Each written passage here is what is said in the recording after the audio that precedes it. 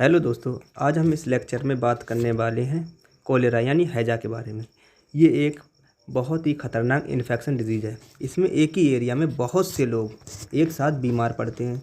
ये डिज़ीज़ महामारी के रूप में फैलती है। अपने छोटी आंत को बहुत ज़्यादा इन्फेक्शन कर देती है। पेशेंट को वाइट राइस के समान वाइट कलर का डायरिया होता है।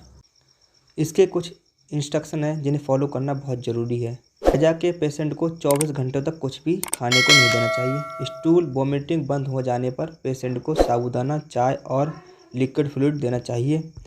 प्यास लगने पर पेशेंट को ORS सॉल्यूशन देना चाहिए। हैजा का डायग्नोसिस होते ही ट्रीटमेंट तुरंत स्टार्ट कर देना चाहिए। पेशेंट को साफ़ सुथरे हवादार कमरे में रखकर कंप्लीट बेड रेस्ट की सलाह देनी चाहिए। पेशेंट के स्टूल को मिट्टी से ढक देना चाहिए। पेशेंट की बॉडी में फ्लूइड की कमी ना हो, इस बात का विशेष ध्यान रखना चाहिए। अगर सिम्टम्स की बात करें तो राइस वाटर के समान डायरिया होता है, नोजिया एंड वोमिटिंग होती है, पानी की कमी हो जाती है, पेशाब कम आता है, इलेक्ट्रोलाइट इम्बैलेंस हो जाता है जिसकी वजह से मसल्स में क्रैम्प्स तथा शॉक उत्पन्न हो जाता है।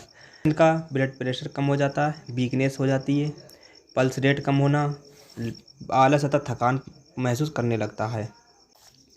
अगर ट्रीटमेंट प्रोटोकॉल की बात करें तो ORS सॉल्यूशन दें। इंजेक्शन TNS 500 ml सीरम अलग से देना चाहिए। पेशेंट को 2 से 3 लीटर फ्लूइड दे सकते हैं या आवश्यकता अनुसार दिया जा सकता है। इंजेक्शन मेकासिन 500 mg सीरम से सुबह शाम दें और टैबलेट मेट्रोजिल 400 mg सुबह दोपहर शाम तीनों टाइम देना चाहिए और टैबलेट लोपेरामाइड 2 mg हर 1 घंटे के बाद दें। अगर पेट में दर्द हो तो टैबलेट जीरोडोल स्पास 1 गोली सुबह शाम दें और एंटासिड के तौर पर रेबिकाइन DSR सुबह खाली पेट देना चाहिए। अगर पेशेंट को उल्टी हो तो टैबलेट बोमिकाइन 4 mg 1 गोली सुबह दोपहर शाम देना चाहिए।